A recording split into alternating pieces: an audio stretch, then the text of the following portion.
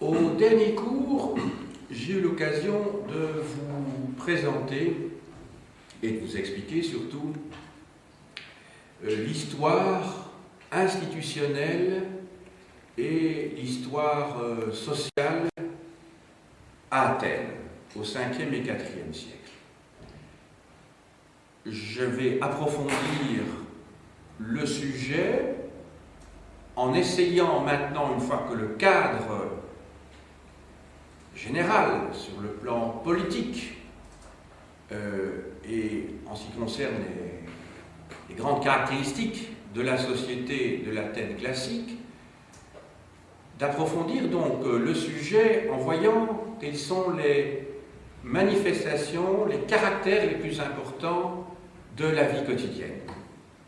C'est un sujet qui intéresse beaucoup les élèves en général, et donc vous devrez l'enseigner, d'autant plus que ça leur permet de raccrocher des aspects peut-être plus abstraits qui sont ceux que j'ai eu l'occasion d'évoquer hier et qui renvoient à des réalités là très lointaines. Tandis qu'ici, ils peuvent se figurer, se représenter davantage les choses. Alors, mon exposé va comprendre, il me semble, 3 parties. Dans un premier temps, je vais vous expliquer quelles étaient les activités économiques, professionnelles, auxquelles s'adonnaient les Athéniens. Dans un deuxième temps, je vais essayer de voir quelles sont les étapes de la vie d'un Athénien et d'une Athénienne. Et enfin, je vais aborder, je réfléchis un petit peu, oui, ce que c'est qu'une maisonnée.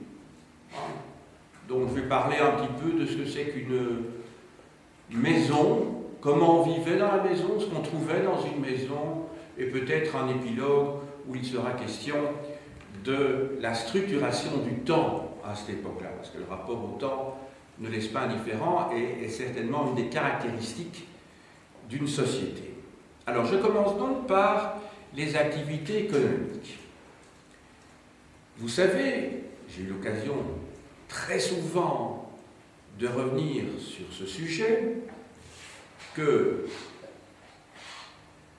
grande révolution se produit vers le 10e millénaire avant notre ère, c'est la révolution néolithique.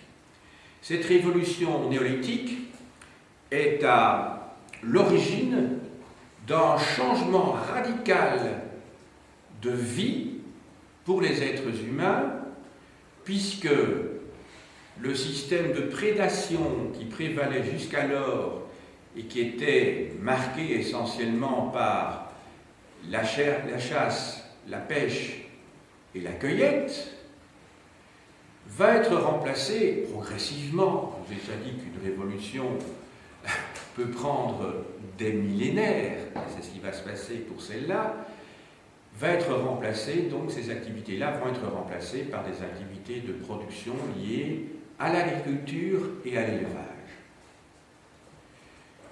Le néolithique, la révolution néolithique, entendons-nous bien, je n'entends pas ici néolithique dans le sens étroit qu'on lui donnait jusqu'à la Deuxième Guerre mondiale, c'est-à-dire l'époque de la pierre polie. Je crois qu'il y a des choses nettement plus importantes que la pierre polie. Je vous l'ai déjà dit, c'est l'agriculture, l'élevage, le tissage et la poterie, la céramique. Ce sont les 4 moments clés, je dirais, de cette révolution néolithique. Et ce n'est pas le fait que les pierres sont polies. Ça, c'est un élément de datation des préhistoriens sur le plan purement archéologique. Alors, donc, c'est vers 6500 avant Jésus-Christ que la Grèce est affectée, dans le bon sens du terme, atteinte par cette révolution néolithique. Et donc, dans l'Athènes du 5e, 4e siècle, on est toujours dans cette grande période qui commence, donc pour la Grèce, vers 6500 avant Jésus-Christ, et qui va se terminer pour la Grèce dans la deuxième moitié du XIXe siècle, avec la révolution industrielle. Voilà, donc tout ça, c'est la même tranche d'histoire, c'est la même période. Conclusion, à l'époque qui nous intéresse, la grande majorité des gens, en l'occurrence des Athéniens, sont des paysans ou des éleveurs. La très grande majorité. Je commence donc par les activités agricoles. Alors, que cultive-t-on? Vous savez que la Grèce est un pays où la plupart de ces régions est un pays aride. C'est un pays très montagneux, les plaines sont rares, il y a très peu de fleuves, comme vous le savez, et donc ce qu'on cultive, sans compter que l'hiver est vraiment très chaud, très chaud, l'hiver est quand même assez pluvieux, donc ça c'est positif, mais enfin pendant plusieurs mois il ne pleut plus du tout. Et donc, que cultivent les paysans à cette époque-là? Alors, ils cultivent le blé et l'orge, mais uniquement dans les régions où c'est possible de le cultiver.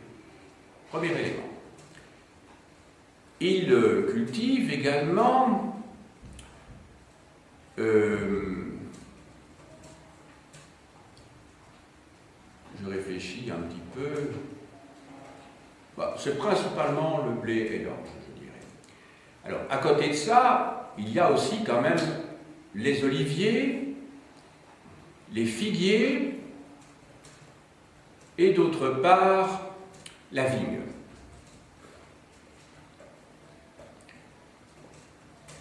Dans le domaine de l'élevage,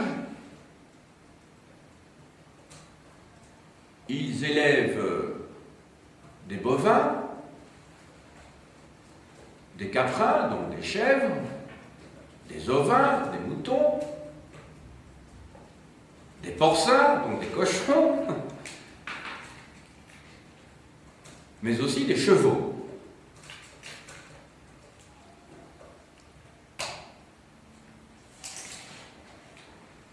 Alors, comment est structurée la propriété agricole? Il y a en Grèce, et en Attique en particulier, beaucoup de petites propriétés. La plupart des Athéniens cultivent de petites propriétés. En général, ces paysans ont un ou deux esclaves. Il y en a qui n'en ont pas du tout, bien entendu. Mais avoir un ou deux esclaves, ce n'est pas le grand luxe. Il ne faut pas oublier que les esclaves sont considérés comme du bétail. Donc on achète un esclave comme on achèterait une vache. Sauf qu'un esclave coûte plus cher. Enfin, quoique, il faudrait vérifier. Parce que l'esclave, effectivement, il fait ce qu'on lui dit de faire, mais il ne produit pas par lui-même, par son propre corps, soit du lait, soit de la viande, soit de la laine, comme on peut le trouver chez différents animaux que je vous ai cités tout à l'heure.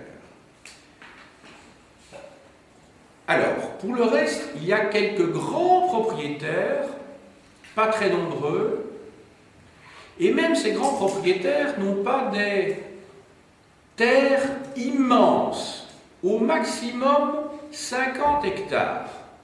C'est-à-dire, c'est beaucoup 50 hectares. Oui, mais ça n'a strictement rien à voir avec les propriétaires de latifundia dont j'ai pu vous parler dans une autre leçon pour l'Amérique latine, où là, vous avez des propriétés qui ont la dimension d'une province belge. Non, vous voyez, il n'y a aucun rapport dans l'ordre de grandeur. Pourquoi? Parce qu'en Amérique latine, l'espace est immense. En Grèce, vous avez des montagnes, quelques vallées, enfin beaucoup de vallées même, et puis de très rares plaines. Je vous ai dit en Attique, en Béotie, en Thessalie, mais il n'y a pas beaucoup de place en Grèce. Tout est très cloisonné en Grèce. C'est très cloisonné. Il suffit de voir pour des raisons d'histoire géologique. Alors, on va voir maintenant qu'à côté de la propriété agricole, qui est, je dirais, l'activité à laquelle s'adonne, je l'ai déjà dit tout à l'heure, la grande majorité des habitants de l'Attique, et d'ailleurs être paysan à cette époque-là, c'est un métier noble, considéré comme tout à fait noble. À côté de ça, vous avez aussi des activités de type artisanal, même industriel.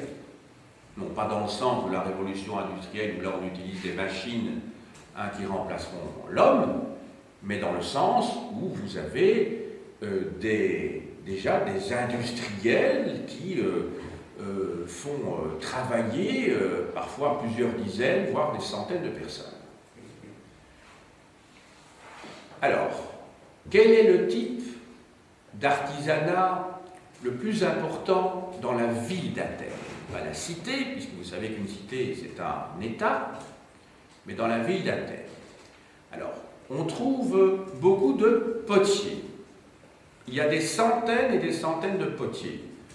Ça vous semble bizarre, parce que, à l'heure actuelle, ça me paraît, évidemment, c'est un métier qui a disparu, pratiquement. Mais vous devez vous dire que, dans une économie de production, on a besoin constamment d'avoir des récipients. Nous n'avons pas besoin de stocker, puisque nous pouvons aller 2 fois par semaine, ou 1 fois par semaine, faire les grandes courses, si je puis dire, dans une grande surface. Et puis vous avez votre épicier du coin, vous achetez au fur et à mesure.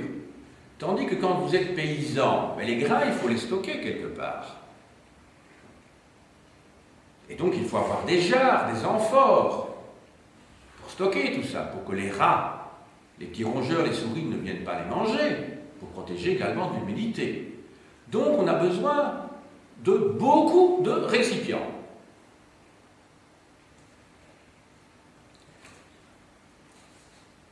Ensuite, cette poterie sert aussi pour la vaisselle quotidienne. Ça se casse souvent vite, et donc par conséquent, ça se remplace aussi assez rapidement. Certains de ces potiers étaient de véritables artistes. Ils ont peint les objets qu'ils fabriquaient de manière tout à fait remarquable, avec 2 techniques. Ça peut être des figures rouges sur fond noir ou l'inverse. Certaines de ces poteries ont d'ailleurs été signées. On sait quel était le nom de l'artiste qui avait peint, avant de mettre au four, le pot, le récipient, l'assiette. À côté de la poterie, vous avez également, là on rentre dans le domaine industriel, les artisans, avant de poursuivre, les artisans n'étaient pas considérés comme une classe particulièrement bien vue. Ce n'était pas un métier noble en fait. Pourquoi ? Parce que l'artisan doit vendre son travail pour pouvoir vivre. Alors que le paysan, la plupart du temps, peut vivre directement de son travail. Vous comprenez ce que je veux dire? On ne mange pas une poterie, tandis qu'un paysan, il peut manger son grain, tout simplement. Oui, je ne vous ai pas dit tout à l'heure, mais laissant la plus grande partie des villages vivre en Attique, en autarcie, c'est-à-dire repliés sur eux-mêmes, et c'est seulement le surplus qui va vers Athènes, ou vers d'autres bourgades environnantes, plus importantes. Mais le surplus, on n'en a pas toujours. Et donc la plupart des paysans ne vendent pas ce qu'ils produisent, ils le consomment. Ça, c'est quelque chose d'important. Mais il y a un surproduit. Il ne faudrait quand même pas croire que les villages vivent complètement coupés de la cité, de la ville d'Athènes, parce que les gens qui sont à Athènes ne sont pas tous des paysans, et donc ils ont besoin, évidemment, de pouvoir se nourrir puisque même ils ne produisent pas. Alors maintenant, je voulais vous parler justement de ces industriels, d'une certaine manière. Ce sont ceux qui font travailler des esclaves dans les mines. Alors, je vais vous montrer ça sur la carte. Alors, voici. Voilà, vous avez l'Attique ici. Alors, vous avez deux régions montagneuses où vous avez des mines. Vous avez d'une part, ici, vous voyez le mont Lorion, tout à fait au sud, hein, pas très loin du cap Seignon, ici. Vous voyez? Eh bien, il y a donc ici les mines du mont Lorion. Je vous l'écris au tableau parce que c'est peut-être un petit peu plus pour vous. Lorion.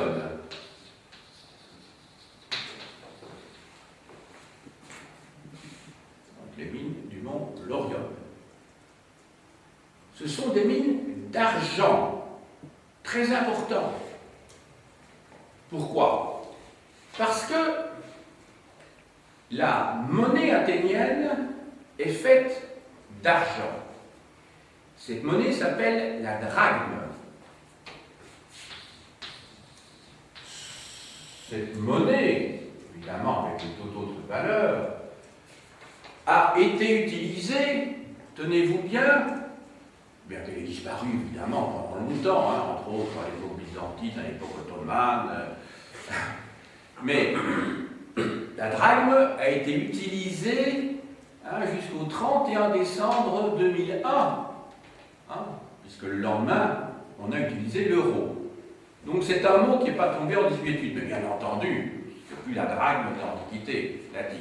Mais donc, les Grecs, après leur indépendance, ont décidé d'utiliser la monnaie la plus prestigieuse de toutes les cités grecques de l'Antiquité, c'est-à-dire la drachme. Parce que dans chaque cité, on avait sa monnaie, bien entendu.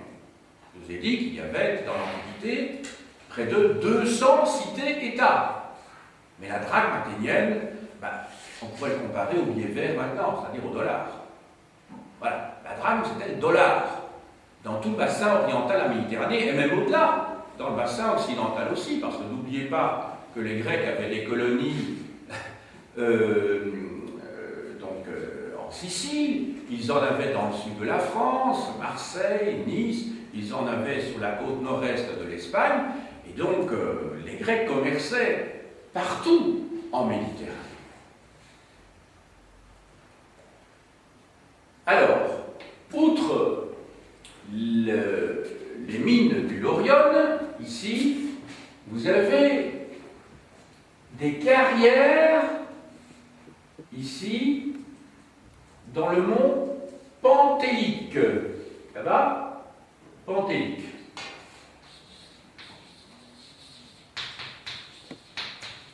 Alors là, ce sont donc des mines, des carrières de marbre. Donc ici l'argent, ici du marbre. Pour vous donner une idée de la distance entre Athènes, qui se trouve ici, et les mines du mont Lorion, il y a 30 km. Entre Athènes et le mont Pentélique, il y a approximativement une quinzaine de kilomètres. Comme ça, vous avez un ordre de grandeur. Je crois que c'est important hein, de toujours resituer, comment dirais-je, l'économie et la société dans un espace déterminé. Alors, les esclaves qui travaillent dans ces mines travaillent dans des conditions extrêmement pénibles. Hélas, ce sont des conditions qui existent toujours à l'heure actuelle hein, dans certaines régions du monde. Si vous allez près de Charleroi, dans le musée, ce qui est devenu un musée du bois du casier, eh bien, vous avez des tas de photos qui vous expliquent comment on travaillait dans les mines, jusque dans les années 1950, mines de charbon, donc en Belgique. Eh bien, vous allez voir des photos où on voit que les mineurs, lorsqu'ils travaillaient, étaient véritablement coincés, je dirais, entre deux parois pour travailler. Ils avaient, parfois ils devaient peut-être même travailler de manière oblique. Il y avait peut-être 60 cm. Et vous savez que plus on descend dans le sol, plus il fait chaud. Donc en plein hiver, il devait parfois travailler à 35-40 degrés. Donc travailler dans les mines, c'est un travail tuant, au sens propre du terme, parce qu'il y a beaucoup de gens qui mouraient. Et donc c'était des esclaves qui travaillaient là et qui étaient employés par des industriels qui avaient parfois plusieurs dizaines d'esclaves qui travaillaient pour eux. Alors les mines du Pentélique ou les mines du Laurion, en fait, appartenaient à l'État athénien. Et l'État athénien mettait en adjudication, ça veut dire affermait, les mines pour une durée déterminée à un industriel qui, évidemment, n'en était pas le propriétaire, puisqu'après la fin du contrat, après quelques années, quelques dizaines d'années, eh bien, le contrat se terminait, et voilà. Et c'était quelqu'un d'autre qui avait la possibilité d'exploiter ces mines. Donc, ce n'étaient pas des mines ou des carrières privées.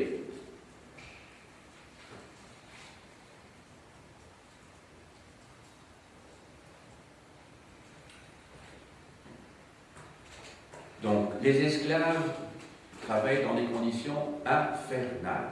Quand je dis infernales, c'est au sens, je dirais, littéral du terme, parce que je vous ai dit tout à l'heure qu'il faisait déjà très chaud dans nos mines de charbon en Belgique. Mais alors, imaginez en Grèce. En Grèce, entre le mois de mai et le mois de septembre, c'est une fournaise. Alors les esclaves eux-mêmes étaient loués. Donc, non seulement l'industriel n'était pas possesseur, propriétaire de la mine ou de la carrière, mais en plus de ça, il louait ses esclaves. Et donc, il y avait des gens qui louaient les esclaves à la journée, ou à la semaine, ou au mois. Et vous pensez bien que l'industriel qui ne pensait qu'à une chose, c'est à s'enrichir, il ne ménageait pas les esclaves. Donc, il travaillait vraiment, c'est épouvantable.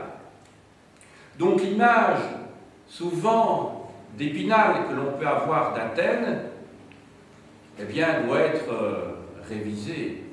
Athènes, symbole de la démocratie, oui. Mais il y a l'arrière du décor. Il y a ce qui se passe dans les coulisses. C'est une société esclavagiste. C'est une société esclavagiste. À l'époque où Rome ne l'était pas. Rome est devenue une société esclavagiste au moment, à partir du IIIe siècle avant Jésus-Christ, au moment des guerres puniques, et surtout au IIe siècle avant Jésus-Christ, quand Rome va se lancer à la conquête de toute la Méditerranée. Donc tous les esclaves vont affluer à Rome, en Italie, au IIe et au Ier siècle avant Jésus-Christ, pendant la période de conquête. Alors là, il y a des dizaines de milliers d'esclaves qui vont arriver, au point qu'ils vont se rendre compte à certains moments, parce qu'ils étaient concentrés de leur force, et c'est ce qui explique, entre 73 et 71 avant Jésus-Christ, la fameuse révolte de Spartacus. Ça, ce sera l'objet, évidemment, d'une leçon ultérieure. Voilà. Il y avait aussi des mines, des carrières où, à l'époque romaine, on travaillait dans des conditions tout à fait épouvantables. C'était les fameuses latomies en Sicile, latomus en latin, ça veut dire la pierre. Donc c'était des carrières aussi, où le travail était épouvantable. Bon. Voilà l'essentiel. Alors, à côté de l'industrie, vous avez le commerce. Alors, Athènes est une grande puissance commerciale au 5e siècle avant Jésus-Christ. C'est la grande puissance commerciale. Vous savez que la puissance commerciale, ça ne se mesure pas au nombre de kilomètres carrés de son territoire. Vous devez imaginer que, toute proportion gardée, évidemment, et sans vouloir faire d'anachronisme, mais Athènes, au 5e siècle avant Jésus-Christ, c'est un petit peu l'équivalent de Singapour, si vous voulez, de Hong Kong ou New York. Évidemment, toute proportion gardée, hein, on est bien d'accord. Hein. Donc, je ne vais pas faire ici d'anachronisme qui est le pire, comme vous savez, des péchés que puisse faire un historien, que puisse avoir un historien. Mais c'est pour vous dire. Alors, à Athènes, on fait du commerce. Alors, on fait du commerce de quoi? Eh bien, essentiellement, pas seulement bien entendu, mais dans le domaine de la céramique. On a retrouvé, on continue de retrouver, encore à l'heure actuelle, des tessons de peau originaires d'Athènes sur tout le pourtour de la Méditerranée. C'est incroyable. C'était une céramique très réputée. D'ailleurs, le mot céramique vient du nom d'un quartier qui se trouvait au nord-ouest d'Athènes et qui s'appelait le Céramique. C'est de là que ça vient. C'est pour ça qu'on a donné le nom de céramique à la poterie. C'était le nom du quartier. C'était le quartier du Céramique. Vous vous rappellerez peut-être que dans mon cours d'histoire de la philosophie, je vous ai expliqué aussi d'où venaient, là je fais une petite parenthèse, hein, d'où venaient les mots lycée, académie, gymnase. Vous vous rappelez de ça? Je vous ai dit que le mot gymnase, qui est utilisé en Allemagne pour désigner un établissement d'enseignement secondaire, vient tout simplement d'un mot grec qui voulait dire l'endroit où on s'exerçait, comment dirais-je, dans le domaine du sport. Et gymnase veut dire tout simplement l'endroit où on est nu, en fait. Hein. Je vous ai expliqué également que le mot lycée, c'était tout simplement l'endroit, plutôt le lieu où Aristote prodiguait son enseignement, et ça a été utilisé par les Français aussi en Belgique pour désigner un établissement d'enseignement secondaire. Le mot académie, les jardins d'Académos, c'était là que Platon donnait son enseignement, et du coup, on l'a utilisé pour désigner soit des établissements où l'on enseigne les beaux-arts ou la musique, soit des établissements très prestigieux où l'on trouve des savants ou des grands écrivains, par exemple, ou des grands artistes. Hein. L'Académie des beaux-arts, dans ce cas-là, en haut niveau. Voilà. Alors, je reviens à ce que je disais. Je vous parlais du quartier du Céramique. Donc, la poterie est vendue partout. Mais, en fait, si les Grecs font du commerce, évidemment, du commerce même international, on peut bien le dire, hein, du commerce international. Bien entendu, leur position géographique les prédispose à cette activité. Je vous ai dit que les Grecs sont naturellement orientés vers la mer, puisque à l'intérieur de leur terre, de leur territoire, vous avez beaucoup de montagnes. Mais il y a quand même beaucoup de régions qui se trouvent en bord de la Méditerranée et qui n'ont pas développé un commerce important. Donc on peut dire qu'à contrario, ça ne prouve pas grand-chose. Mais les Grecs ont besoin de blé. Et donc il faut bien pouvoir échanger ce blé contre autre chose. Il y a peu d'espace pour cultiver le blé. La population d'Attique va devenir très importante. Souvenez-vous d'un cours que je vous ai prodigué la semaine passée, je vous ai dit que dans la deuxième moitié du 5e siècle avant Jésus-Christ, on peut calculer qu'il y avait entre 300 000 et 350 000 habitants en Attique. Dont, et ça je ne l'avais pas dit à l'époque, 100 000 dans la ville d'Athènes. Vous imaginez 100 000 habitants dans la capitale et 200 000 qui vivent en Attique. Mais il y a des habitants de la ville qui sont des paysans. Il ne faut pas oublier aussi qu'une ville n'est pas exactement constituée comme maintenant. Pensez un petit peu à Bruxelles au Moyen-Âge, eh bien, il y avait des lopins de terre à l'intérieur de la ville. Pour nous, ça s'appellerait un jardin où on plante des roses, mais pour eux, tout espace où il y a de la terre peut être cultivé. Voilà. Pour en faire une sorte de potager, si vous voulez, mais qui sert à l'autoconsommation. Donc, j'étais en train de vous expliquer qu'ils ont besoin de beaucoup de blé. Alors, ce blé, il vient d'où? Alors, ma carte ici est trop petite. Je vais aller vers la carte murale de l'Empire romain.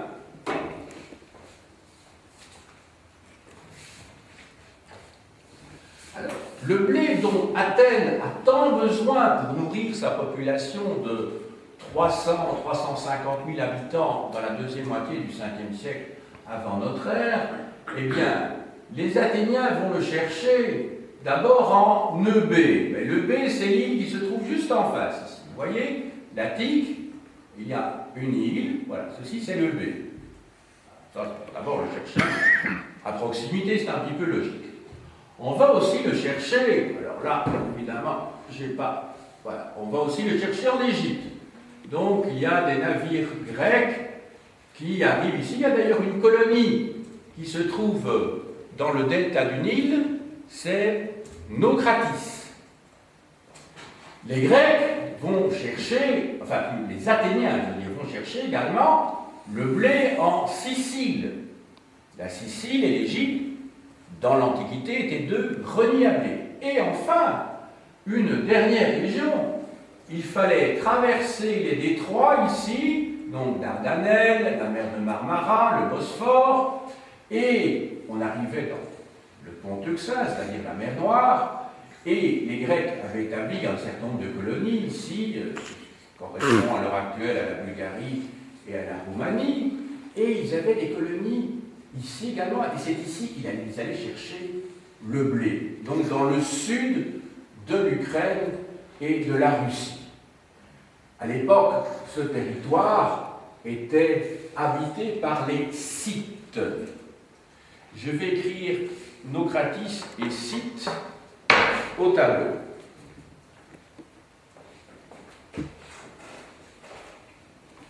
Donc Naucratis, c'est la ville, enfin la colonie grecque qui se trouve dans le delta du Nil. On est bien d'accord.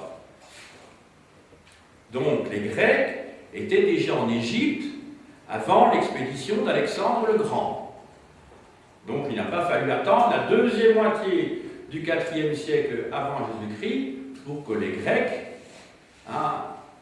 soient présents dans cette région-là. Je vous signale que jusqu'à une période très récente, et il y en a toujours d'ailleurs, mais en tout cas à l'époque de l'Empire ottoman, il y avait de très nombreux Grecs encore en Égypte.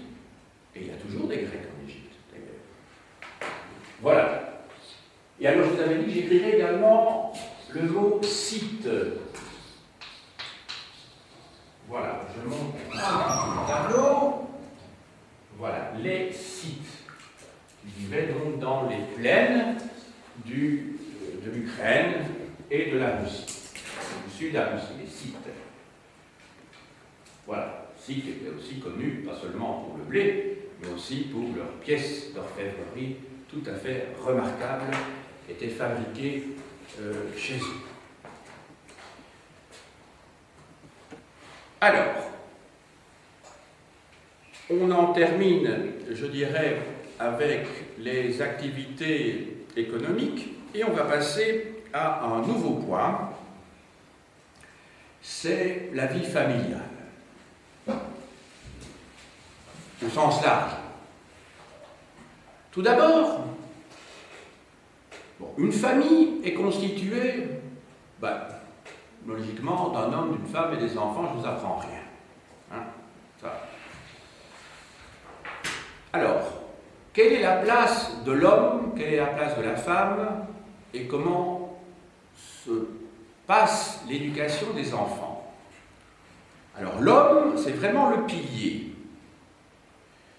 La société athénienne, comme la société grecque, est une société machiste, c'est-à-dire les hommes dirigent, les femmes restent au foyer, ce sont les hommes sortent, je dirais qu'ils vont au café, enfin il n'y a pas de café à cette époque-là, hein, ça vient des Turcs, mais enfin, les hommes, ce sont eux qui sont dehors, c'est eux qui travaillent à l'extérieur comme paysans ou comme artisans, ce sont eux également qui vont voter, qui vont siéger à l'Athénée, à l'Assemblée, à l'Ecclésia, délibérer et voter. Ce sont eux également, ils ont des loisirs à l'extérieur. Donc, c'est une société d'hommes. On a même dit que la société athénienne était une sorte de club d'hommes. Donc, les femmes sont à l'arrière-plan. Les hommes et les femmes vivent d'ailleurs de manière tout à fait séparée. Alors là, c'est intéressant de nouveau. Pourquoi? Parce que c'est typique, je dirais, de sociétés méditerranéennes que nous connaissons bien, encore à l'heure actuelle. Ça ne s'est pas seulement passé chez les Grecs, hein, ça se passait aussi, ça se passait également dans d'autres régions sur le pourtour de la Méditerranée. Mais ça vous fait penser à quoi? Une société où les hommes se réunissent entre eux et les femmes se réunissent entre elles.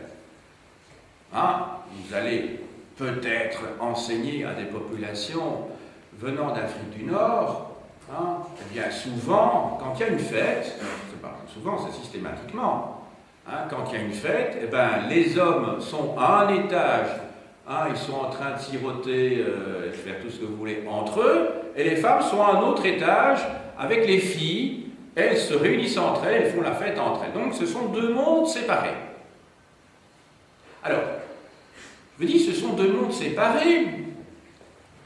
Même dans l'habitation, les femmes, quand il y a un étage, mais il n'y a pas toujours un étage, hein, quand il y a un étage, eh ben, les femmes sont à l'étage supérieur, au premier étage, enfin à l'étage, oui, juste au-dessus. Généralement, il n'y a qu'un étage d'ailleurs, hein, il y a le rez-de-chaussée, si vous voulez, et l'étage. Et elles se trouvent là ensemble, et cette réunion des femmes, ça s'appelle le gynécée. Le gynécée.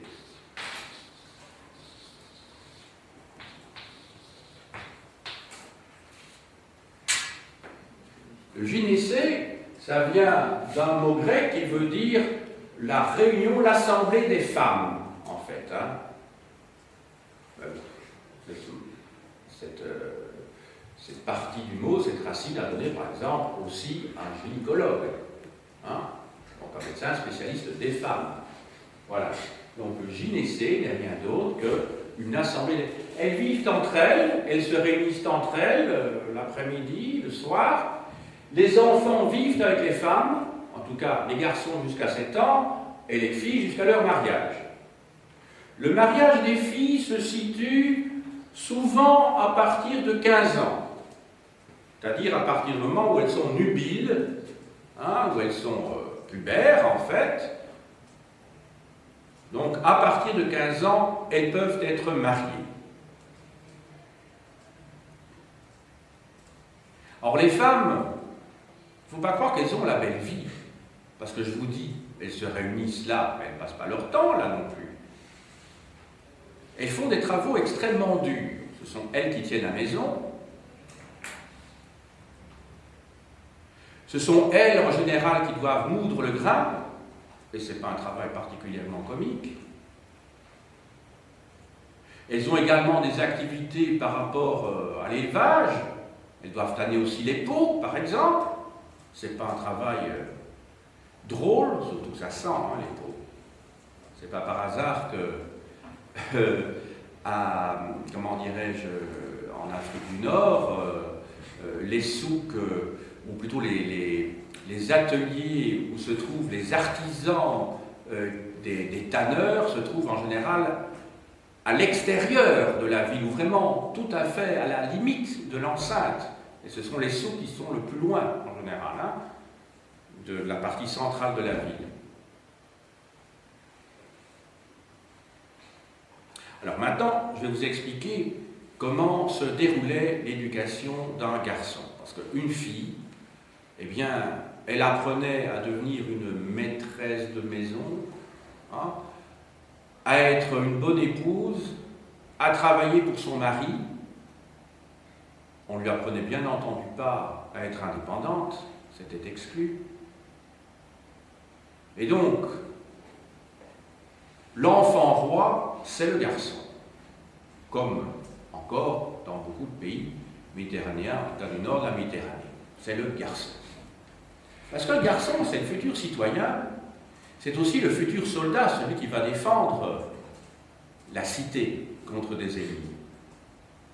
Alors jusqu'à 7 ans, il vit avec sa mère, avec ses frères et avec ses sœurs. Vous allez remarquer d'ailleurs que dans la chronologie d'une vie ou de l'éducation, vous avez des âges qui sont les mêmes que chez nous et qui correspondent en gros à l'école maternelle, l'école primaire et l'école secondaire. Et ça correspond à des périodes de la vie que nous connaissons. Je dirais la période qui va de 12-13 ans à 18 ans, c'est ce qu'on appelle l'adolescence. Donc c'est lié à une modification du corps et une modification structurelle aussi, psychique. Donc c'est logique que dans beaucoup de civilisations, même des sociétés anciennes, on est séparés comme ça ces 3 âges, de la naissance à 6 ans, de 7 ans à 12-13 ans, et puis de 12-13 ans jusqu'à 18 ans. Et puis après, on est en homme, on doit se débrouiller, bien entendu. Alors, que se passe-t-il donc entre 7 ans et 12 ans? Alors là, on suit des cours, mais ce sont des cours privés, donc on doit payer un précepteur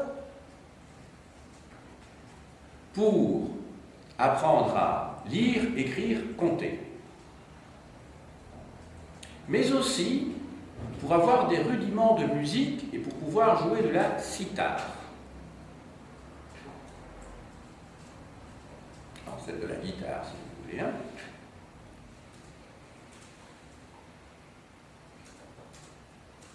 À côté de ça, une grande partie de votre activité d'éducation consiste à former votre corps et à devenir endurant. Donc on a des cours avec un gymnaste.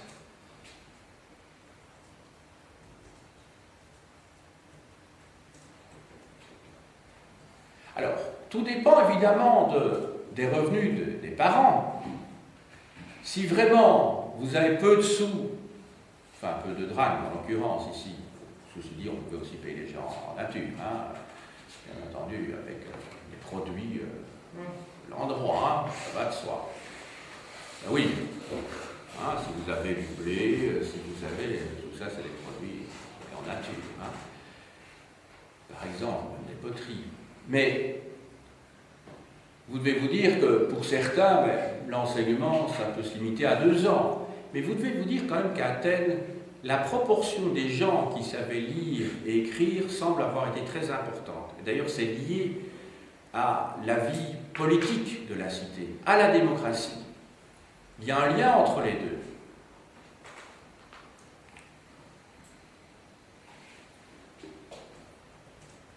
Alors, une fois que vous avez atteint l'âge de 12-13 ans, en général, pour la très grande majorité des habitants attiques, c'est fini, on va commencer à aller travailler. Donc à 12-13 ans, on va travailler. On va travailler avec son père, hein, on va travailler au champ, on va garder les chèvres, les moutons, ou on travaille comme apprenti, artisan, dans un atelier de poterie, par exemple. Il y avait d'autres métiers que la poterie, hein, il ne faudrait pas non plus schématiser. Hein. Il y a des tanneurs, il y a toute une série d'activités, bien entendu, à cette époque-là.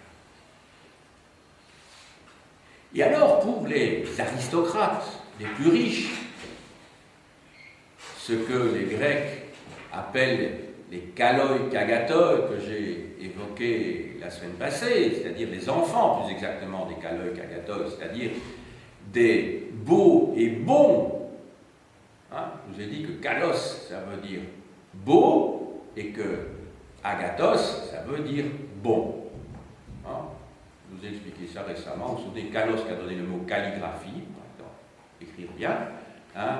Et Agathos qui a donné le nom d'Agathe, le prénom féminin. Hein? Quelqu'un qui s'appelle Agathe, c'est une femme qui est bonne, étymologiquement, hein? Ce n'est pas toujours le cas. Hein? Voilà. Donc, les aristocrates, eux, les enfants d'aristocrates ont la possibilité de faire un enseignement secondaire. Ce sont toujours des cours privés, hein, il n'existe pas d'enseignement public à Athènes.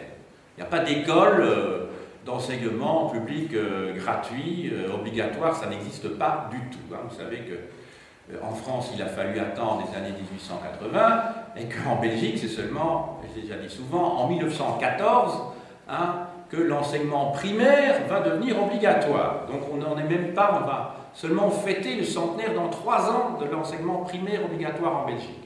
Vous vous rendez compte, hein? Donc l'humanité est en train tout doucement de sortir de la préhistoire. Hein? Pour l'instant, nous sommes quelque part, on fait partie des pionniers et on est loin de la civilisation, de la société de la connaissance dont on n'arrête pas de parler hein, depuis qu'il y a des instruments électroniques divers hein, qui nous permettent d'accéder à toutes les informations. On en est loin. Mais c'est vrai qu'il y a eu des progrès tout à fait remarquables en quelques décennies, ça c'est sûr. Alors, en quoi consiste l'enseignement pendant l'adolescence? Alors là, vous avez des cours où on approfondit les notions, je dirais, littéraires qu'on a commencé à vous inculquer quand vous étiez en enfance. Pendant l'enfance, il faut savoir qu'on apprend déjà Homère et Hésiode, l'Iliade et l'Odyssée, c'était des récits qui étaient connus par tous les petits Athéniens.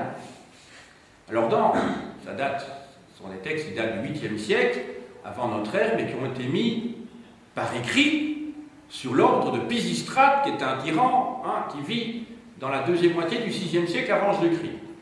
Avant, l'Iliade et l'Odyssée ne faisaient que se réciter et n'avaient pas encore été mis par écrit. Tout le monde connaissait l'Iliade et l'Odyssée. Et on apprenait ça, tenez-vous bien, par cœur. Bon, je ne dis pas que tous les petits Athéniens pouvaient réciter l'Iliade et l'Odyssée, je n'ai pas dit ça. Mais ça s'apprenait vraiment. Ceci dit, il y a des assonances, des répétitions qui font que ça pouvait s'apprendre plus facilement, un peu comme des chansons, si vous voulez. Hein? Mais donc, l'enseignement oral dans les sociétés antiques était très important et ça développait une mémoire parfois prodigieuse. Hein? Il n'y a pas seulement que les Grecs. Hein? J'ai pu, dans un cours d'histoire des religions, vous expliquer que les brahmanes connaissaient comme ça des milliers de vers, des Védas ou des Upanishads, par exemple, ou de la Bhagavad Gita par cœur. Même chose aussi les Celtes. Hein. Les druides, en fait, c'était des gens qui connaissaient parfois des milliers de vers et qui pouvaient réciter comme ça des odes, des sagas, pas des sagas, parce que le terme saga il vient de Scandinavie, mais des récits épiques. Et l'enseignement, dans une société où l'écriture n'existe pas, en tout cas, sinon sous une forme sporadique, alors là ça vient des Grecs ou des Romains, eh bien ça leur permettait de développer une mémoire remarquable. Vous savez, petite parenthèse, que le mot druide hein, appartient à la même étymologie que le mot érudit. Un druide, d'ailleurs vous avez le mot d'ailleurs rex là-dedans, hein, ou rix, hein, mais érudit, littéralement, ça veut dire celui qui sort de l'ordinaire. Ex, ça veut dire hors de, rudis, ça veut dire ordinaire. Donc un érudit, c'est quelqu'un qui sort de l'ordinaire. Ben, les druides appartenaient à cette catégorie-là, donc ça leur permettait aussi, vous voyez, d'établir une distance par rapport au petit peuple. Hein. Alors, je reprends ce que j'expliquais dans la formation des Athéniens. Donc, ils ont un approfondissement de la littérature, de la poésie, et ils apprennent aussi la philosophie en secondaire, que nous appellerions l'enseignement secondaire. Vous savez que la Grèce, le monde grec, est la terre où est née la philosophie.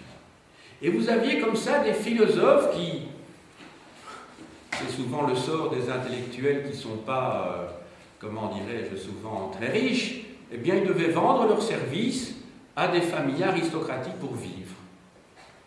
Et ces philosophes, ils se faisaient payer, ils touchaient des honoraires de ces familles aristocratiques pour élever les moutards, si je puis dire, en espérant que l'un d'entre eux devienne un homme politique, un avocat, un grand orateur. Parmi ces précepteurs qui étaient payés, vous avez eu une génération de ceux qu'on appelle les sophistes.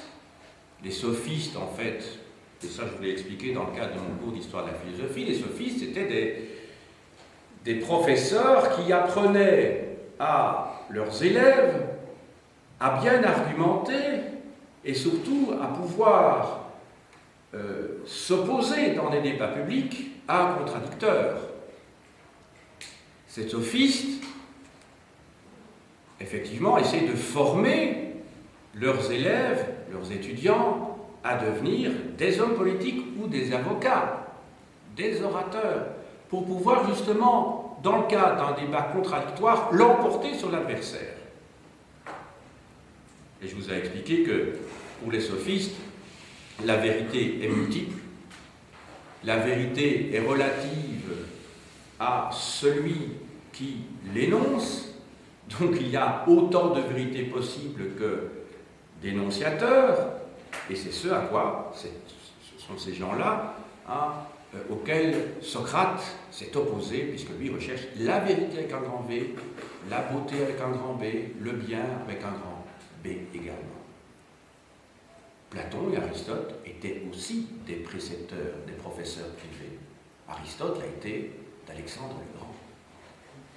Donc évidemment, suivant le prestige que vous aviez acquis et dans la société, eh bien là vous pouviez être un précepteur d'une petite famille d'aristocrates ou au contraire devenir le précepteur d'un prince. Évidemment, j'imagine que les honoraires étaient calculés en fonction de vos émoluments étaient calculés en fonction évidemment de la qualité de vos prestations. Alors, pendant ce secondaire, donc entre 13 et 18 ans, les élèves étaient véritablement drillés sur le plan physique. Ils faisaient beaucoup de sport. C'est aussi la raison pour laquelle on dit souvent que les Grecs ont accompli une sorte d'idéal dans l'équilibre entre le corps et l'esprit. Vous savez que dans d'autres pays d'Europe que le nôtre, l'éducation physique a beaucoup plus d'importance, en Angleterre par exemple, même en Allemagne. Il est vrai que dans notre pays, on axe tout vers la formation soit purement intellectuelle quand vous êtes dans l'enseignement général, soit vers une formation liée à un métier particulier si vous êtes dans l'enseignement professionnel. Tandis que dans l'enseignement général en Angleterre, vous avez la matinée vos cours de mathématiques, d'anglais, de physique, de chimie, d'histoire, et puis l'après-midi, vous faites du sport. Tout le temps. Donc vous voyez, c'est beaucoup plus équilibré, bien entendu. Alors, quels étaient les sports que l'on pratiquait ? Des sports de combat, comme le pugilat, la boxe, parce qu'il fallait former des soldats, la course à pied, et tout cela d'ailleurs faisait l'objet d'épreuves qui pouvaient amener l'un ou l'autre candidat à participer à des jeux. Or, il y avait beaucoup de jeux, il y avait les jeux ismiques par exemple, il y avait les jeux panhelléniques, mais il y avait aussi les jeux olympiques. Ces premiers jeux olympiques, d'après la légende en tout cas, commencent à fonctionner à partir de 776. Les derniers Jeux olympiques se dérouleront en 393. Donc pendant ils vont être après Jésus-Christ, ils vont être supprimés par l'empereur Théodose Ier. C'est le même qui va diviser son empire en deux parties entre ses deux fils, Honorius et Arcadius, donc à la fin de l'Empire romain. Donc pendant 12 siècles, il y a eu des Jeux olympiques. Donc depuis le 8e siècle avant Jésus-Christ jusqu'à la fin du 4e siècle après Jésus-Christ.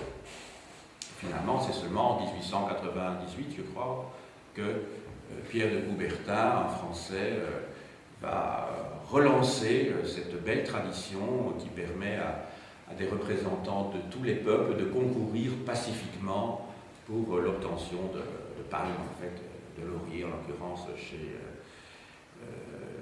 chez les Grecs.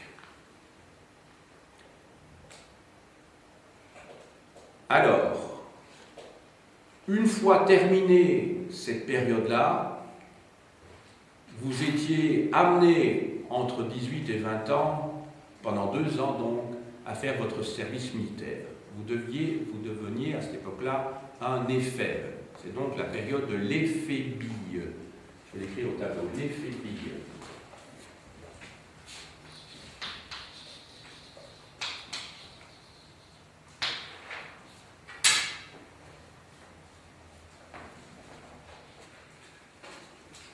Il me reste à vous parler, comme convenu, de la maisonnée. Mais avant cela, je voudrais d'abord vous dire quelques mots, mais très très rapides, sur Athènes. Athènes, quelle forme a-t-elle ? Quand on se promène dans l'Athènes du 5e siècle avant Jésus-Christ, on se trouve devant quel type de ville, quel type de plan ? À cette époque-là, les rues sont très sinueuses. Beaucoup de petites rues. À l'inverse de la ville nouvelle, si je puis dire, qui va être créée et agrandie, mais de manière fonctionnelle plus tard, c'est le port du Pirée. Alors, le Pirée, je l'écris au tableau.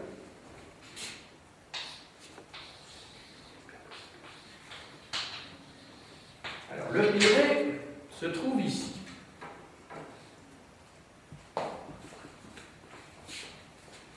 Voilà, donc Athènes est là, le Pirée est là. Donc le Pirée, c'est le port d'Athènes. Alors le Pirée, qui est en voie de sinisation pour l'instant, parce que les 2/3 du port du Pirée a été acheté par les Chinois pour l'instant. Et donc, vous savez que les Chinois se sont proposés, entre guillemets, pour soutenir l'économie grecque pour qu'elle ne s'effondre pas, et les Grecs ont été très heureux qu'ils investissent massivement dans le port du Pirée. Et donc si vous allez à Athènes, si vous allez au Pirée, vous devez savoir qu'il y a toute une série de quais où n'abordent plus que des navires chinois, ou en tout cas qui appartiennent à des entrepreneurs chinois. Alors si je vous parle du Pirée, c'est qu'au Pirée, vous avez des rues à angle droit. Parce que c'est une ville nouvelle.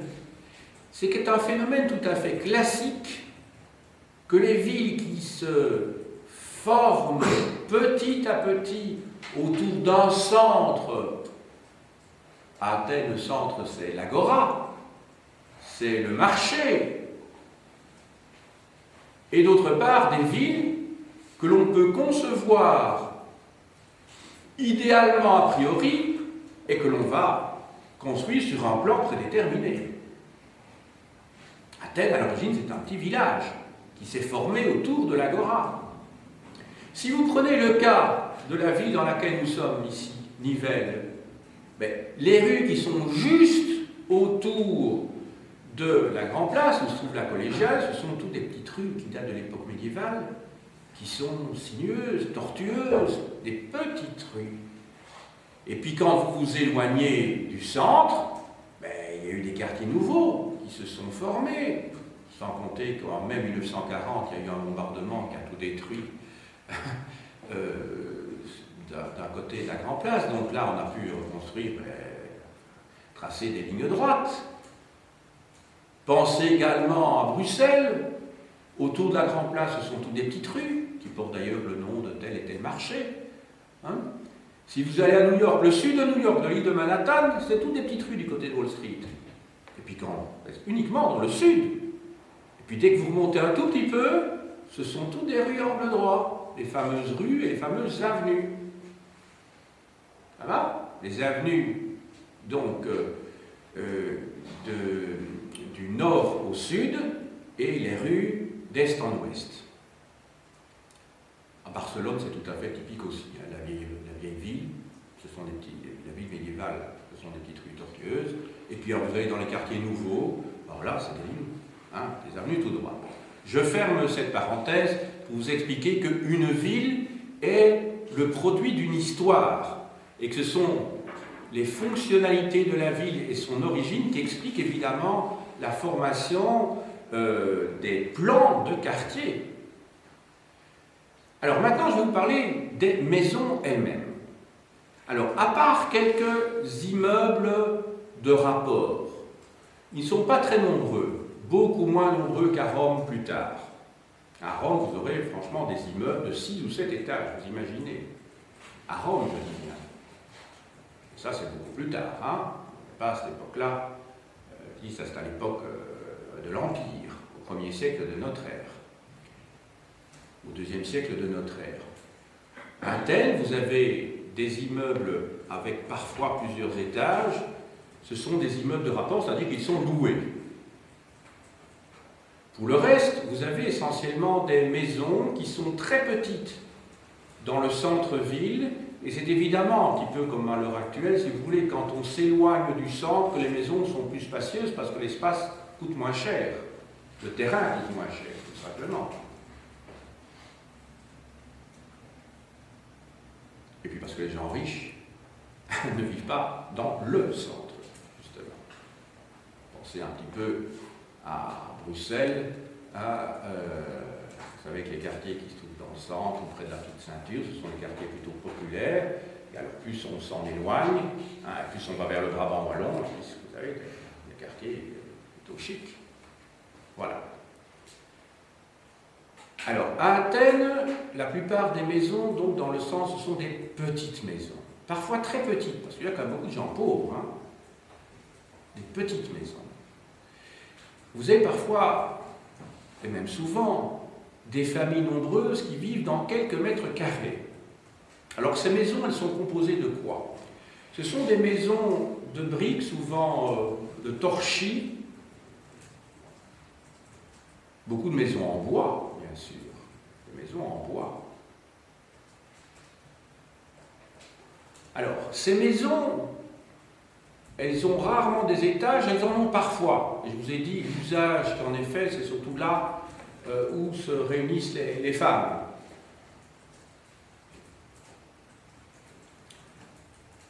Alors, ces maisons ont de petites fenêtres vers l'extérieur.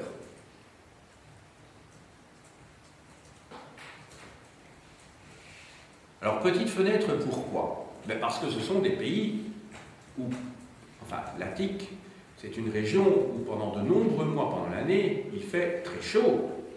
Il ne faut pas laisser pénétrer non seulement la chaleur, mais aussi le soleil à l'intérieur de la maison. Donc on essaie de se protéger. De la même manière, et inversement, en plein hiver, parce qu'il peut parfois faire froid, vous savez, en Grèce, en plein hiver, léger en Grèce. Hein? Bien là, évidemment, si les fenêtres sont petites, ben, ça réduit évidemment les pertes potentielles.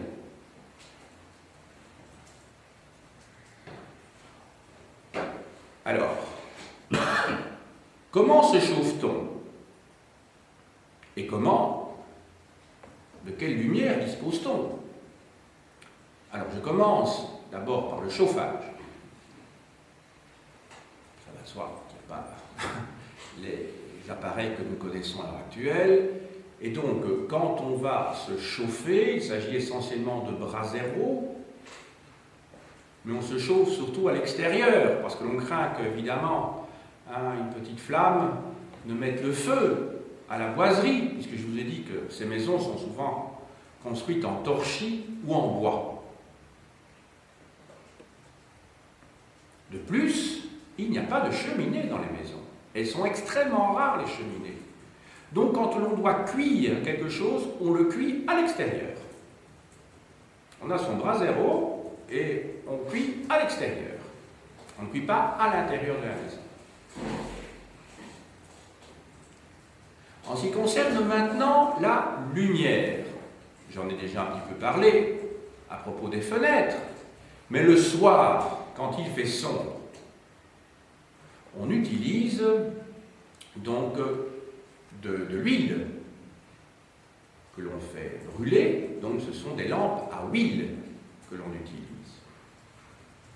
L'huile, on essaie de la préserver, donc on ne fait pas, comment dirais-je, on n'utilise pas ces lampes à huile pendant toute la nuit, toute la soirée, ça coûte cher. Maintenant, que fait-on pour l'eau? J'essaye de faire l'inventaire des charges que vous pouvez payer ou vos parents payent pour votre habitation. Moi, je vous ai parlé de la lumière, je vous ai parlé du chauffage et des moyens utilisés pour faire cuire les aliments. Maintenant, l'eau. Il n'y a évidemment pas d'eau courante. Donc, quand on a besoin d'eau, on doit aller vers une fontaine publique.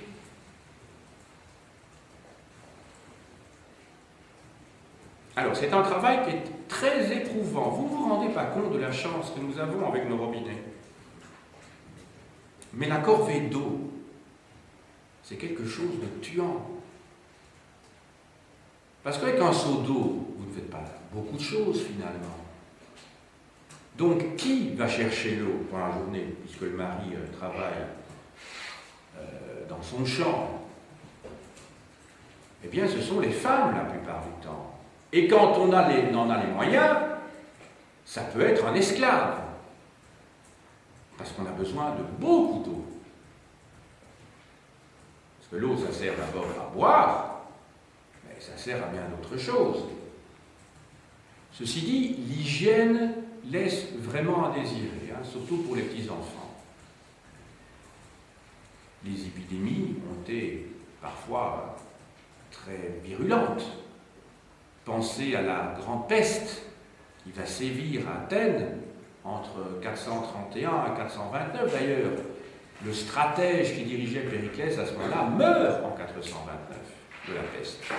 En pleine guerre du Péloponnèse, puisque la guerre du Péloponnèse commence, donc la guerre qui oppose donc les Spartiates aux Grecs et leurs alliés des deux côtés. Cette guerre du Péloponnèse qui s'étend de 431 à 404 avant Jésus-Christ. Donc il y a une grande peste qui va ravager Athènes.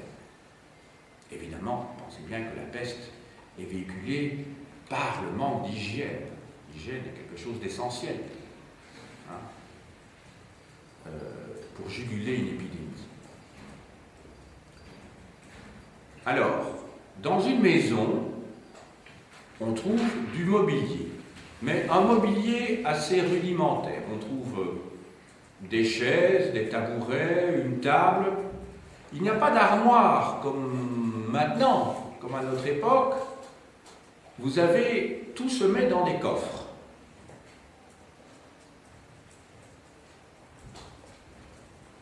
Alors, je vous ai dit que l'élevage du mouton est important en Grèce.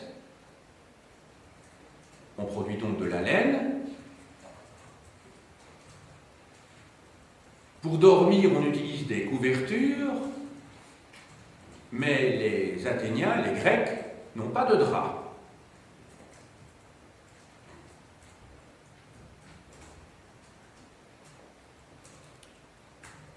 En ce qui concerne les vêtements des Grecs, parce que ceux des Athéniens ne sont pas différents de ceux des Grecs, bien entendu,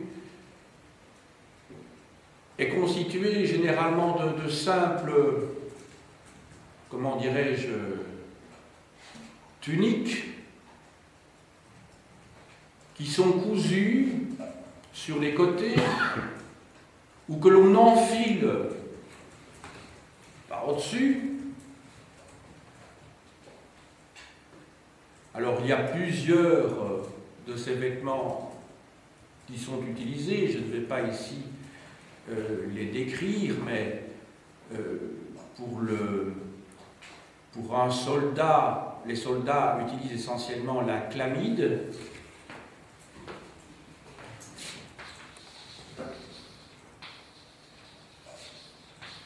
En fait, c'est une pièce de vêtement qui est attachée généralement par au-dessus, mais qui laisse le bras droit dégagé.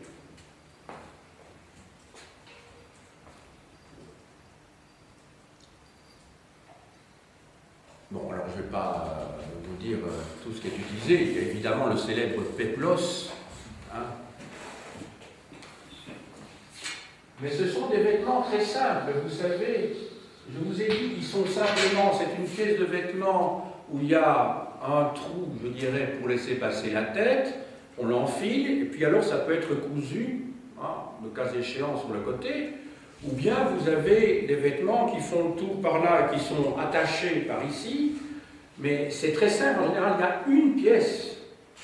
Hein, ils n'ont pas tout notre attirail, hein, ils n'ont pas les chaussettes, ils n'ont pas... hein, ça va, ils n'ont pas nos sous-vêtements, ils n'ont pas... Voilà, c'est très simple, il y a une pièce. Ils ont quand même un petit manteau qu'on appelle aussi le chiton, à part ça, le chiton plutôt, le chiton. Pas de précis, parce que c'est CH. C'est la lettre qui, donc en grec.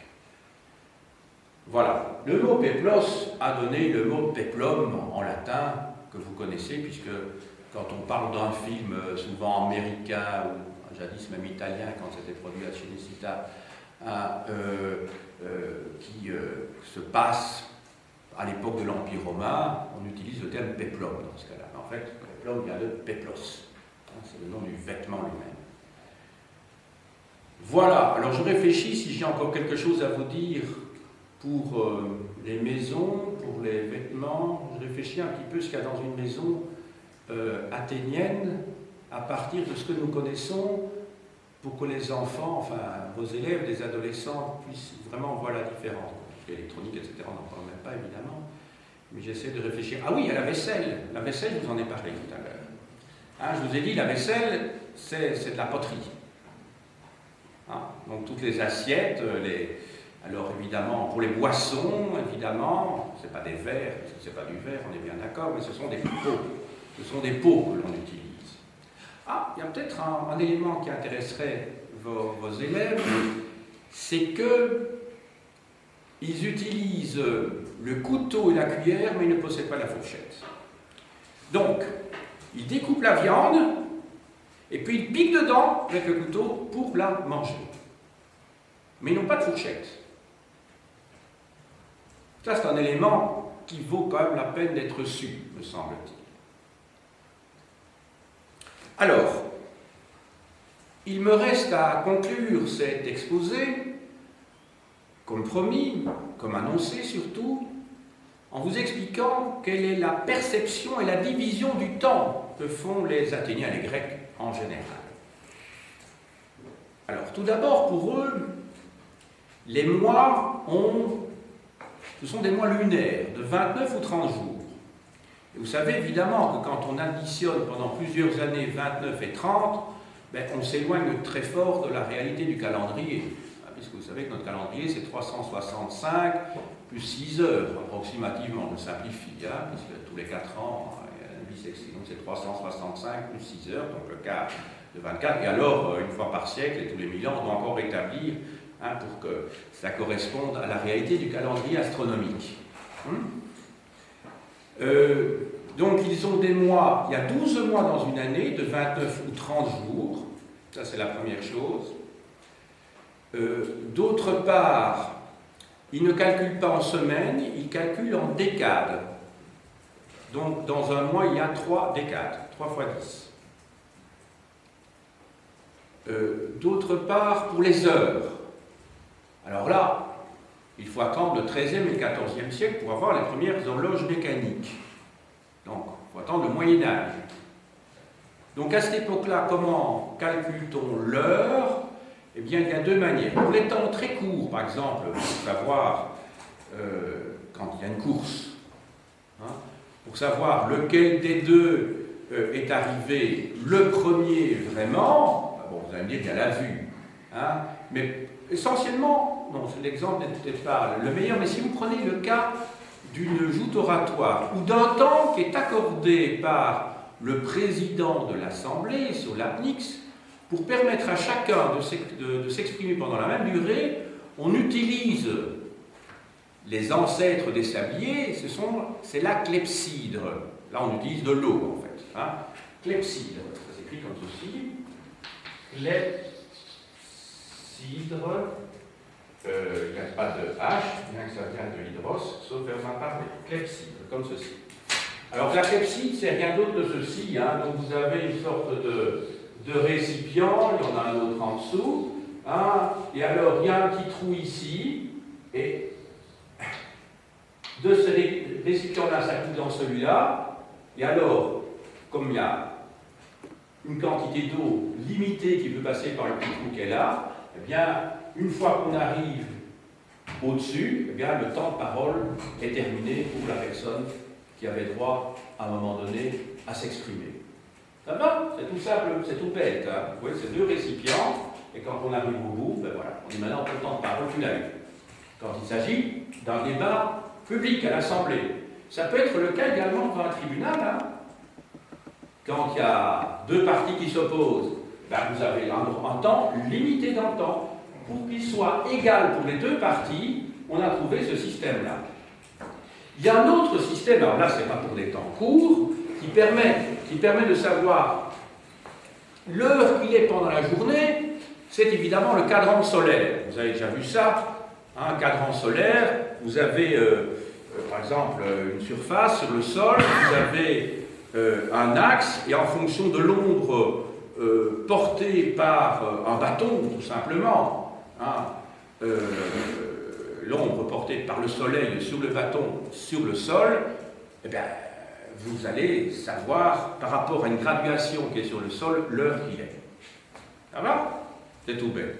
Ça peut être mis également sur un bâtiment, mais en Grèce, c'est essentiellement sur le sol.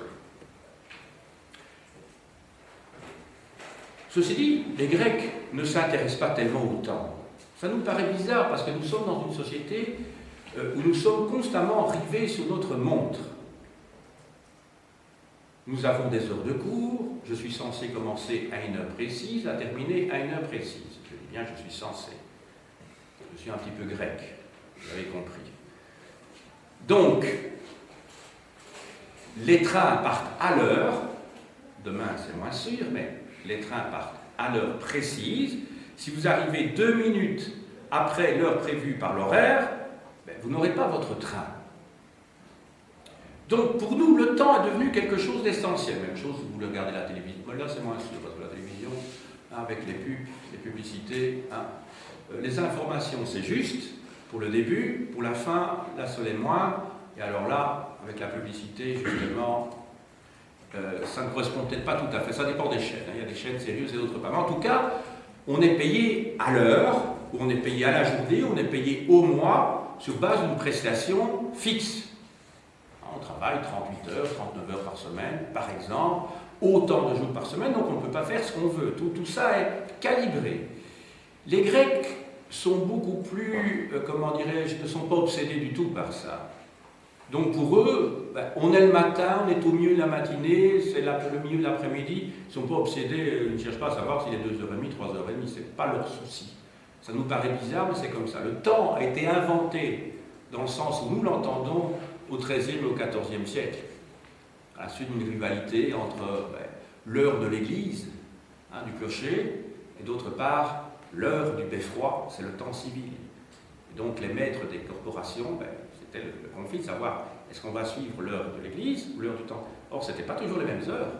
Vous savez qu'il a fallu attendre au XIXe siècle pour que l'on se mette d'accord en France sur l'heure de Paris, l'heure de Marseille, d'Orléans, etc. Pour nous, ça nous paraît incroyable, mais il n'était pas la même heure, hein, jusqu'il y a un siècle et demi dans les différentes villes de France. Évidemment, ça pose des problèmes. Hein. Et qu'est-ce qui a obligé justement l'État à décider une fois pour toutes? Mais ce sont justement les trains. Donc c'est au moment de la révolution industrielle qu'il a fallu calibrer tout ça. Je vous rappelle que le mètre, les kilos, enfin toutes les unités de mesure, etc., ont été fixées au moment de la Révolution française. Avant, il y avait une variété pas possible de poids, de mesure, de monnaie. Voilà. Donc la Révolution française, et ça je vous le répéterai en troisième, n'est pas seulement une révolution sociale et politique, c'est avant tout, c'est aussi une révolution intellectuelle. Et cet aspect-là, cet héritage-là, la Révolution française, il est resté. Nous utilisons toujours des mètres, des kilos, des litres, on utilise toujours un certain nombre de mesures bien précises. Voilà. Alors, encore une chose, maintenant pour les années, comment calculait-on? Alors, dans chaque cité, il y avait un magistrat, alors qu'il y avait beaucoup de magistrats dans chaque cité, un magistrat qui donnait son nom à l'année. Quand je dis son nom, c'est son prénom en fait, hein, entendons-nous bien. Alors, à Athènes, il y avait un personnage que l'on appelait l'archonte éponyme, je vous en ai parlé la semaine passée, c'est l'archonte qui donne son nom à l'année, donc pendant un an, parce que les charges étaient annuelles. À Sparte, c'est un éphore. Je l'écris ici. Il y avait 5 éphores à Sparte. Il y avait 10 archontes à Athènes et 5 éphores à Sparte.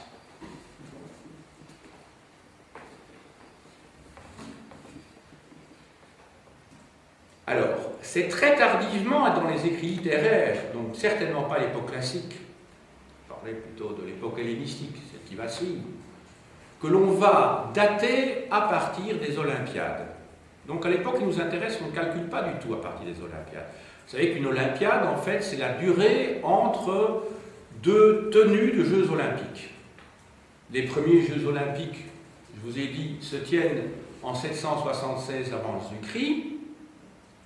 Puis, à partir de là, tous les 4 ans, il y a eu des Olympiades. Et donc, à l'époque hellénistique, et seulement vers la fin, seulement les gens cultivés vont calculer en disant « nous sommes dans la Xème Olympiade ». Vous avez compris que si c'est tous les 4 ans, il y en a 25 par siècle.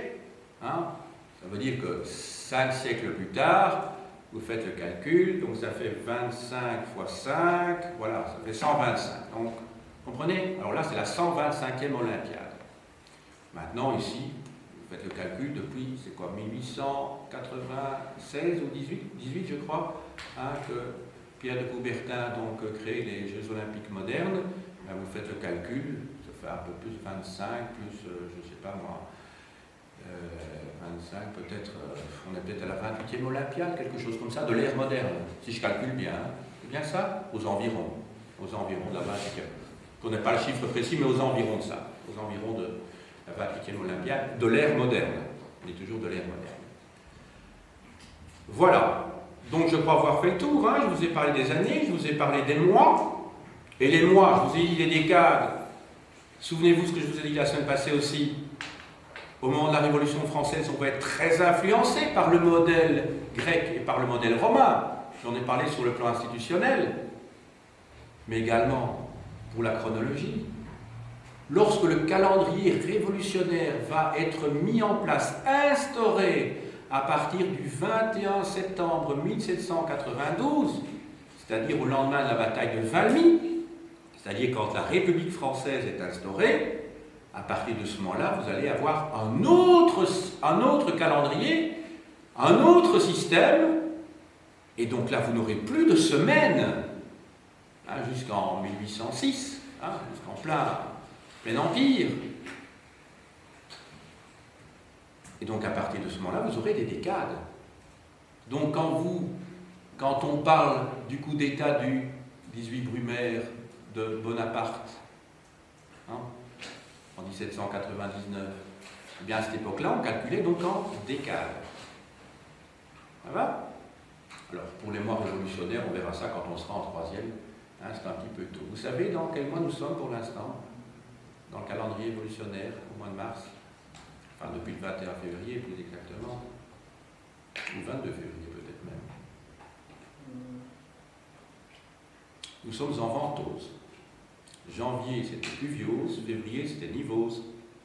Maintenant nous sommes en Ventose. Et nous sommes dans quelle décade? Nous abordons la deuxième, je crois, non? Puisqu'à partir du 21 février, nous sommes le 3 quand même. Oui. Donc nous sommes dans la deuxième décade, la deuxième décade de Ventose. Et l'année, nous sommes en 219. Voilà, pour votre information. Je vais vous montrer quelques livres maintenant pour terminer. Alors, tout d'abord, un dictionnaire de la civilisation grecque chez Larousse. d'Anne-Marie Butin, la Grèce classique. Très très bien. Donc je vous conseille vivement, d'un point de vue pédagogique, vous avez des chapitres, des sous-chapitres, j'en montre quelques images à la caméra. Vous voyez, je l'ai vraiment utilisé, puisqu'il y a même des couleurs. Voilà. Donc c'est très pédagogique, c'est comme un manuel en fait. Alors, de Pierre Cabane, chez Armand Collin, Le monde grec. Une petite synthèse, une centaine de pages. De Georges Tate, La Grèce antique, chez Hachette. Une petite synthèse aussi. Alors là, un ouvrage nettement plus conséquent de François Chamouk, enseignant Sorbonne, chez Artaud, dans la collection Les Grandes Civilisations, la civilisation grecque. Un volume succède à celui-ci qui s'intitule La civilisation hellénistique. L'intérêt de cet ouvrage, c'est que non seulement il est très bien rédigé, fait par un spécialiste, mais vous avez de très belles illustrations et vous avez un lexique des termes spécialisés pour la Grèce ancienne. Alors, de Jean-Pierre Vernant, ou sous la direction de Jean-Pierre Vernant, un grand spécialiste de la religion et de la philosophie, ou de la religion grecque, des mythes grecs, L'homme grec. Alors, ça a paru en point seuil. Je vous donne le nom d'un certain nombre de chapitres que vous trouverez là-dedans. L'homme et l'économie en Grèce, l'homme et la guerre, devenir homme, le citoyen, le rustre, l'homme grec, spectateur et auditeur, l'homme grec et les formes de sociabilité, l'homme grec et les dieux. Alors, ici,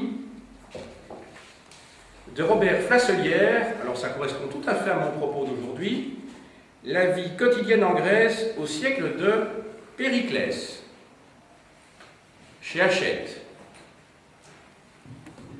Alors, sur l'économie maintenant, de Léopold Mijotte, chez Ellipse Éditeur, l'économie des cités grecques. Alors, un ouvrage plus important, en 2 volumes, d'Alain Bresson, L'économie de la Grèce des cités, tome 1, les structures de la production, chez Armand Collin, collection U, tome 2, même titre, mais le sous-titre diffère, les espaces de l'échange. Alors maintenant, pour terminer, quelques fascicules pédagogiques que je vous demande quand même de regarder. Soyez attentifs, s'il vous plaît. Alors, donc, chez La Procure à Namur, la cité d'Athènes au 5e siècle avant Jésus-Christ, dans la collection Milieu, Société, Civilisation. Vous avez également les notes pédagogiques qui se rapportent à ce fascicule, donc c'est la préparation du professeur.